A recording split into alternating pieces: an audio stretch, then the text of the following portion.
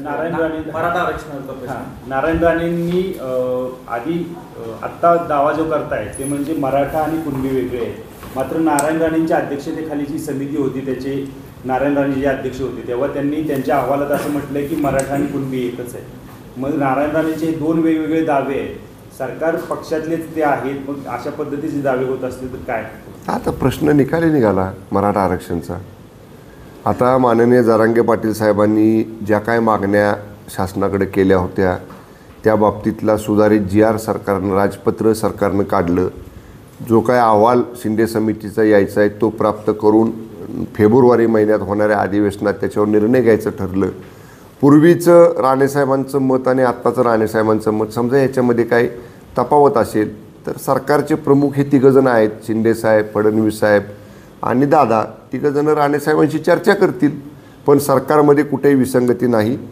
राज्य सरकार एका विचारानं हा निर्णय सरकारने घेतलेला आहे आणि सामंजस्यानं योग्य पद्धतीनं मराठा आरक्षणाचा विषय पूर्ण केल्याबद्दल माननीय शिंदेसाहेबांचं संपूर्ण मराठा समाजाच्या वतीनं अभिनंदन होते।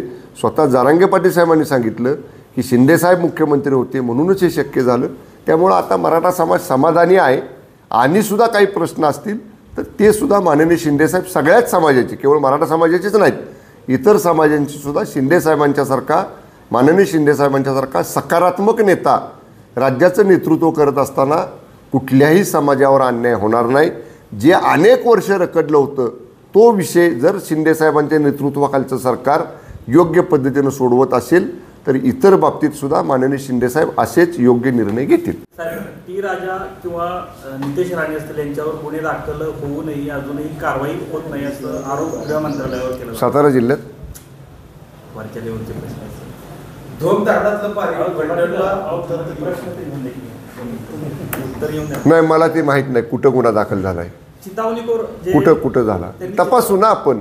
समजा कुणी असेल बरं का, म्हणजे मी 2.5 वर्ष गृहराज्यमंत्री होतो, हा थोडासा गृह विभागाशी संबंधित प्रश्न आहे।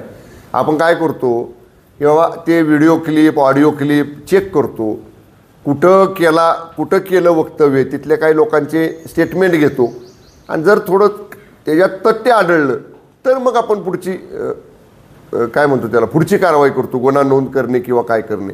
या स्पेसिफिक बाबतीत नाही माझ्याकडे माहिती, पण तरीसुद्धा मी माहिती घेतो। पण असं होणार नाही एक पक्षाचा व्यक्ती म्हणून त्याला वेगळा नियम आणि दुसऱ्या पक्षाचा व्यक्ती म्हणून त्याला दुसरा नियम, असं शिंदेसाहेबांच्या नेतृत्वाखालच्या सरकारमध्ये होणार नाही। साहेब, नारायण राणेंची खासदारकीची टर्म संपत आली, फडणवीसांची त्यांनी भेट घेतली, काही खासदारकी मिळेल काय वाटतं तुम्हाला? मी 4-8 दिवस मुलाच्या लग्नाच्या गडबडीत होतो। तुम्ही हे प्रश्न विचारायला पाहिजे होतं मला की तिसऱ्या दिवशी मी कामाला लागलो, एवढं मोठं लग्न पार पाडून सुद्धा त्याचं काय विचारलंच नाही तुम्ही। त्यामुळं मुंबईत काय हालचाली चालल्यात माहीत नाही मला।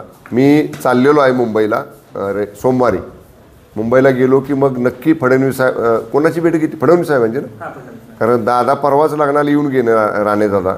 तुम्ही मला आधी विचारलं असतं तर मी तिथं विचारलं असतं साहेबांना, तुम्ही जाणार आहे का भेटायला, कुठल्या विषयासाठी जाणार आहे?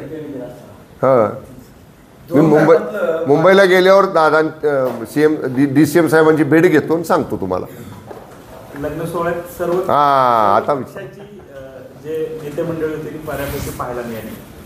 माझे सगळ्यांशी मित्रत्वाचे संबंध आहेत आणि मी सर्वांना निमंत्रण दिलं होतं, सर्वजण आले। त्यामुळं तुम्ही मीडियाने चांगलं सहकार्य केलं, त्यामुळे एवढा उत्साहामध्ये चांगला लग्न सोहळा पार पडला आणि तुमच्या सगळ्यांचं सहकार्य आहे आणि सगळ्यांचं सहकार्य मिळाल्यामुळंच चांगला माझ्या कार्यकर्त्यांनी खूप मेहनत घेतली। देसाई परिवार हा निमित्त होता। मी भाषणात सुद्धा उल्लेख केला की माझ्या तालुक्यानं आम्हाला कुटुंब मानलेलं आहे आणि आम्ही तालुक्याला कुटुंब मानलेलं आहे। त्यामुळं हा कौटुंबिक सोहळा होता, सगळ्यांच्या आशीर्वादानं भगवंताच्या कृपेनं यशस्वीरित्या पार पडला। धन्यवाद। लोकशाही मराठी ऐका, पहा, जागरूक रहा।